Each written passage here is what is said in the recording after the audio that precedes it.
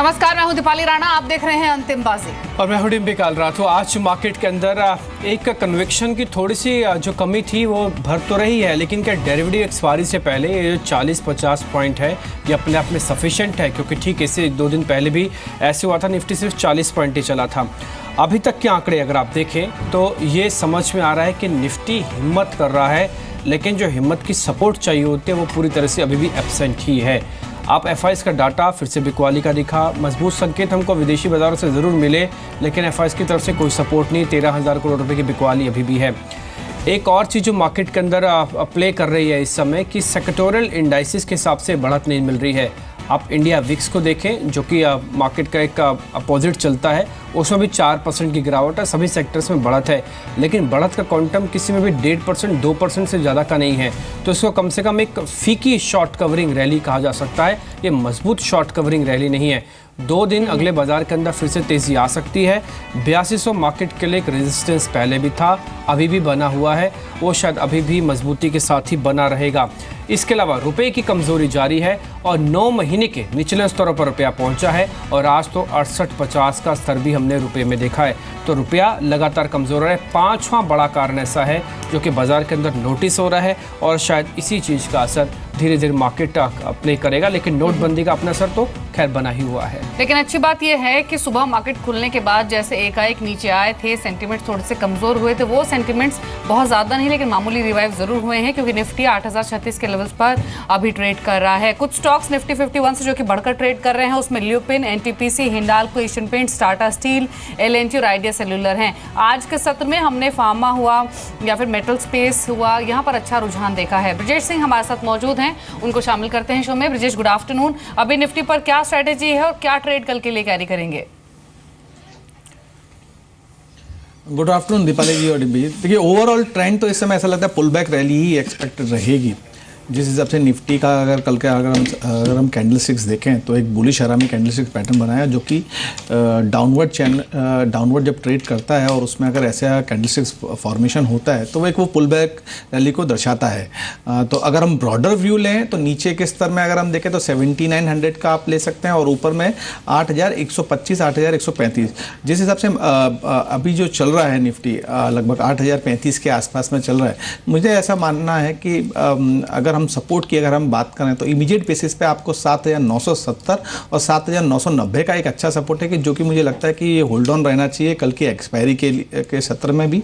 और अगर हम पुल बैक रैली की अगर हम बात करें तो समवेयर अराउंड 8070, 8080 का एक माइल्ड रेजिस्टेंस है, बट मुझे ऐसा लगता है कि रैली वुड बी एक्सटेंडेड और एक बार 200 दिन का जो सिंपल मूविंग एवरेज है वो 8125, 8135 के आसपास आता है, वहाँ तक जाके एक आपको थोड़ा प्रॉफिट बुकिंग देखने को मिल सकता है। तो somewhere I am looking 8135 level.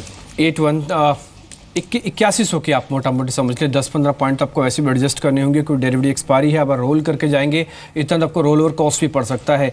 लेकिन मैं पर्टिकुलर शेयर की बात करूंगा ब्रजेश, आप क्योंकि इंडिया बुल्स रियल एस्टेट आज हमने सुबह सुबह दिया था, इसका डेरिवेटिव डाटा बड़ा इंटरेस्टिंग था और आज शेयर देखिए 6% ऊपर है, दिन के उच्चतम स्तरों पर है और ये आउट परफॉर्म कर रहा है सभी रियल एस्टेट कंपनीज को। आपके रिकमेंडेशन क्या है? जिन्होंने आज पैसा बनाया एक बार बुक करके बाहर आ जाएं या फिर इसको कैरी कर जाएं, BTST कर दें? देखिए, अगर हम बात करें डिम्पी जी तो नो डाउट इस समय तो रियल स्टेट्स, अगर हम ओवरऑल इंडेक्स की भी बात करें तो सबसे ज़्यादा इस समय तेज़ी उसी में ही है। रही बात अगर हम इंडिया बुल रियल स्टेट्स की अगर हम करें तो नो डाउट समवेयर अराउंड 55-58 का जो जोन था वो एक अच्छा जोन था, वहाँ पर एक अच्छी वॉल्यूम के समय बाइंग हुई है और वहाँ से जो उछाल देखने को मिला है, मेरा मानना ये है कि डेफिनेटली होल्ड ऑन ही रखें। समवेयर अराउंड 63 और 64 का जो दायरा है वो अच्छा एक सपोर्ट है, उसका स्टॉप लॉस जरूर बना के चलें और इमीडिएट बेसिस पे आपको लगभग 72-73 के आसपास में आपको एक सप्लाई जोन देखने को मिलेगा। BTST करना है तो आप 73 का स्टॉप लॉस लेके चलें और अगर आपको कैरी फॉरवर्ड करना है 2 से 3 दिन के लिए तो आप डेफिनेटली उसको होल्ड ऑन रखें। I am looking for a target of 78 around. और इंडिया बुल्स रियल एस्टेट पर इसलिए भी ध्यान दीजिए, कल कंपनी की बोर्ड बैठक है जिसमें बायबैक को लेकर डिसीजन लिया जा सकता है और उससे पहले एक अच्छा एक्शन स्टॉक में देखा जा रहा है। आशीष चतुर्मोता हमारे साथ मौजूद हैं, उनसे बातचीत करते हैं। आशीष, गुड आफ्टरनून। अभी निफ्टी पर क्या कर रहे हैं? अच्छी बात यह है 2 सेशंस की कि 8000 के लेवल को निफ्टी रीगेन कर रहा है, होल्ड करने की कोशिश कर रहा है, लेकिन कल एक्सपायरी कहां देख रहे हो और ट्रेड कैसे करना चाहिए? Good afternoon Deepali.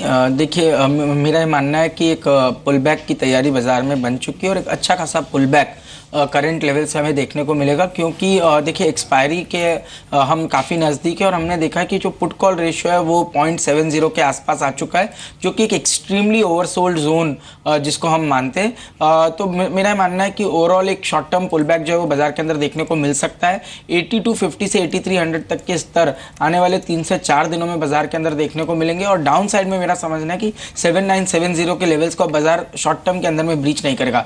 Directional trend जो है वो बाजार का वीक है और मैं समझता हूँ ये जो पुल बैक रैली आती है 8300 8350 के आसपास की, इस रैली को यूज करना चाहिए उन लेवल्स के आसपास। अगर से किसी की लॉन्ग पोजीशन से तो वो रिड्यूस करना चाहिए, बट एज ऑफ नाउ एक 200 से 250 पॉइंट का एक अच्छा पुल बैक बाजार के अंदर में देखने को मिल सकता है। ठीक है, ये सभी शुगर काउंटर्स आप देख पा रहे हैं कि एक दिन के उच्चतम स्तरों पर भी हैं और आज सेबी की तरफ से 2 अहम जानकारी। एक तो पहले तो पीवीआर के जो मालिक सीएमडी हैं अजय बिजली, उनको एक शोकॉज नोटिस भेजा गया और आज एक बोर्ड की बैठक भी है और इसमें क्या अहम फैसले हो सकते हैं ये भी समझ लेते हैं। तरुण हमारे साथ जुड़े हैं बताने के लिए। तरुण, एक खबर तो हम आज देख ही चुके हैं कि अजय बिजली जो कि पीवीआर के सीएमडी हैं उनको शोकॉज नोटिस दिया गया है। आज सेबी की एक बोर्ड की बैठक भी है, क्या है उसका एजेंडा? मैं बताना चाहूँगा सेबी की आज महत्वपूर्ण बैठक है। उस बैठक में कई बड़े फैसले होने की उम्मीद है। उसमें यह है कि जो प्राइवेट इक्विटी फर्म्स और जो कंपनी के मैनेजमेंट के बीच में डील हो जाती है कि यदि एक कंपनी यदि सर्टेन परसेंटेज से ज़्यादा परफॉर्म करेगी तो उसका फ़ायदा मैनेजमेंट टॉप मैनेजमेंट को मिलेगा। हमने पहले देखा है कि पीवीआर के अंदर ऐसा देखा गया था और जी बिजनेस ने इस चीज़ को हाईलाइट किया था। तो अब सेबी आज एक रेगुलेशन उस चीज़ के लिए तैयार कर रहा है। उन्होंने पहले इसके लिए डिस्कशन पेपर निकाला था पिछली बोर्ड बैठक के बाद और इस बोर्ड बैठक तक डिस्कशन पेपर में कई लोगों ने पॉजिटिवली कमेंट किया है और अब इसके आज बोर्ड में यदि फैसला हो जाता है तो इसके बाद आपको माइनॉरिटी शेयर होल्डर्स का अप्रूवल लेना होगा इस पूरी डील स्ट्रक्चर को यदि आप करना चाहते हैं। इसके साथ साथ स्टार्टअप्स के लिए काफ़ी कुछ आज सेबी करने जा रहा है। जो लॉक इन पीरियड यदि किसी इन्वेस्टर का जो पहले 3 साल था उसको घटाकर 1 साल करने का प्लान है और जो एंजल इन्वेस्टर्स हैं वो ओवरसीज़ भी इन्वेस्ट कर सकेंगे और वेंचर कैपिटलिस्ट फंड का जो पहले मिनिमम रिक्वायरमेंट 50 लाख थी उसको घटा के 25 लाख करने का प्लान है। इसके साथ साथ जो नॉन कन्वर्टेबल डिबेंचर जो अनलिस्टेड कंपनीज के हैं उसमें भी आप फॉरेन पोर्टफोलियो इन्वेस्टर निवेश कर सकेंगे। इन सभी बातों पे, इन सभी मुद्दों पे आज सेबी चर्चा करेगा और हम उम्मीद कर रहे हैं कि शाम के 5 साढ़े 5 बजे तक ये प्रेस रिलीज सेबी की तरफ से आ जाएगी और इन सभी मुद्दों पे आज फैसला हो सकता है। ठीक है तरुण, शुक्रिया आपका। तो अहम मुद्दे होंगे जिस पे आज शाम को एक इन्फॉर्मेशन और निकल के आएगी, लेकिन एजेंडा ठीक पहले हमने आपको बता दिया, तो आप थोड़ा सतर्क रहें। मार्केट में अगर कोई पोजीशन रख रहे हैं तो एक बड़े फैसले हैं जो बाजार पे अपना इम्पैक्ट छोड़ेंगे। लेकिन इस बीच एरीज एग्रो के नंबर्स आए हैं। आप ये शेयर जो 18% ऊपर इसलिए देख पा रहे हैं क्योंकि मुनाफा ऑलमोस्ट डबल हो गया। जो कंपनी 3 करोड़ रुपये मुनाफा दिखाती थी, इस बार उन्होंने 6 करोड़ रुपये का मुनाफा अपनी शीट्स में दिखाया है। तो ये बड़ी वजह है कि जिसकी वजह से 17 से 18% तक की मजबूती एरीज एग्रो के अंदर मिली है और अभी दिन के उच्चतम स्तरों पर है। जहाँ तक बिक्री की बात है वहाँ पे भी नंबर्स अच्छे हैं, करीब 80 करोड़ रुपए के आसपास के नंबर उन्होंने शो किए। तो प्रॉफिटेबिलिटी टर्म्स पे और टॉप लाइन टर्म्स पे दोनों में ही अच्छे नंबर्स इस बार आए हैं। तो एरीज एग्रो को रिवॉर्ड मिल रहा है। यही मार्केट है। आपको पनिशमेंट भी देखा, वो खाड़ जिसमें नेगेटिव खबर आई थी और एरीज एग्रो पे जिस पे अच्छे नंबर्स आए हैं उसमें आपको रिवॉर्ड भी मिल रहा है। 18 रुपए की तेजी एक ही दिन में और एक ही झटके में। बिल्कुल, अभी वॉकहार्ट का जिक्र किया डिम्पी ने, तो फार्मा स्पेस को देख लेते हैं। बारिंग वॉकहार्ट हमने आज अच्छा रुझान देखा है पूरे ही फार्मा पॉकेट में। वॉकहार्ट अभी भी कमजोर बना हुआ है, लेकिन आप सन फार्मा को देखिए, ल्यूपिन को देखिए जो कि सबसे ज्यादा बढ़कर आज कामकाज कर रहा है। 5% ज्यादा की मजबूती है। कैडिला हेल्थ केयर एक और स्टॉक जो कि डेरिवेटिव्स का भी हिस्सा है, ट्रेडर्स काफी ध्यान दे रहे हैं शेयर पर भी। ये स्टॉक भी 4-4.5% बढ़कर कामकाज कर रहा है। आशीष, ल्यूपिन और कैडिला इन दोनों ही स्टॉक्स पर खास तौर से आपकी राय क्या है आज के मूव के बाद? देखिए बिल्कुल, आज जैसे कैडिला की बात करें तो 19% का इजाफा हमें ओपन इंटरेस्ट में ऐड होते हुए देखने को मिला है और साथ ही लोअर बेस से एक स्ट्रांग रिकवरी देखने को मिली। तो मैं समझता हूँ ये पुल बैक कंटिन्यू रह सकता है। कम से कम 410 तक के स्तर कैडिला के अंदर देखने को मिल सकते हैं। और लुपिन के अंदर भी हमने देखा है कि एक बहुत स्ट्रांग अंडर परफॉर्मेंस चल रहा था, जिसके चलते इस स्टॉक के अंदर भी हमने देखा था कि कल बहुत वॉल्यूम्स काफ़ी लो हो चुके थे और आज हम देख रहे हैं वॉल्यूम्स में एक ज़बरदस्त पिकअप आया है। ओपन इंटरेस्ट में नेगेटिव 14% हुआ है, जो कि क्लियरली इंडिकेट कर रहा है कि शॉर्ट कवरिंग स्टॉक के अंदर में हो रही है और मुझे लगता है इसके अंदर भी 1550 तक के स्तर 3 से 5 दिनों के अंदर में देखने को मिल सकते हैं। एक बार आशीष एक शेयर और देखिए, जो डेरिवेटिव का फैंसी काउंटर है वो एनटीपीसी एक्सपायरी के आसपास बड़ा अच्छा परफॉर्म करता है। पिछले 2 दिन 3 दिन का डाटा देखेंगे आपको समझ में आएगा कि डेरिवेटिव्स में कैसे कवरिंग करवा के लाता है। अभी दिन के उच्चतम स्तरों पर हैं। एक बार कल का सेशन, क्योंकि कल एक्सपायरी है, तो एक बार कल के लिए कैरी करके जाएं या फिर आज ही प्रॉफिट बुक करके बाहर आ जाएं इससे? नहीं डिम्पी, मुझे लगता है इसके अंदर ट्रेंड बना रहेगा और इस बार ये एक्सपायरी से ज़्यादा प्ले हो सकता है, क्योंकि हम देख रहे हैं पूरे जो पावर यूटिलिटीज़ कंपनी है उनके अंदर में एक स्ट्रक्चरली पॉजिटिव ट्रेंड बनता हुआ नजर आ रहा है। चाहे हम उसके अंदर में पावर ग्रिड को देखें, एनटीपीसी की बात करें या इवन पीएफसी आरईसी जैसे स्टॉक्स को भी अगर से हम देखें तो सभी के अंदर में एक पॉजिटिव ट्रेंड बना हुआ है। और एनटीपीसी के अंदर में खासतौर पर करीब करीब 20% का ओपन इंटरेस्ट में हम एडिशन देख रहे हैं, जो क्लियरली लॉन्ग साइड पर बनता हुआ नजर आ रहा है। तो मेरा मानना है 170-172 के टारगेट्स जल्द ही एनटीपीसी के अंदर में देखने को मिल सकते हैं। आने वाले 1 से 2 हफ्ता अगर से इसको कैरी करते तो एक अच्छा रिटर्न स्टॉक करंट लेवल से बना के दे सकता है। जी, शर्मिला जोशी हमारे साथ मौजूद हैं। Sharmila, good afternoon. ये 2 सेशन का पुल बैक कितना सस्टेनेबल लग रहा है? कुछ स्टॉक जो आप रेकमेंड कर रही हैं अपने क्लाइंट्स को भी खरीदारी के लिए? वेरी ऑनेस्टली अभी ये कहना बहुत मुश्किल होगा कि कितना how much to really buy into this rally, क्योंकि मेरे हिसाब से डेफिनेटली अब ये ऐसे लग रहा है कि in terms of on the ground चीज़ें थोड़ी सुधर रही है, लेकिन I think at the same time long term क्या इम्पैक्ट रह सकता है beyond even this quarter on a lot of sectors, ये थोड़ा अनक्लियर है। तो उसके चलते I would still be a little circumspect of buying into this rally. लेकिन मेरे हिसाब से सम नेम्स हैव डेफिनेटली काफ़ी करेक्ट हुए हैं और अभी उनके मैनेजमेंट्स के साथ बात करके ये ज़रूर लग रहा है कि the setback could be temporary और शायद आगे चलकर थोड़ी चीज़ें इनके लिए बेहतर होती नज़र आए फिर से। So I think from that point of view certain NBFCs which I've always like a Manappuram, LIC Housing Finance, they definitely come into mind.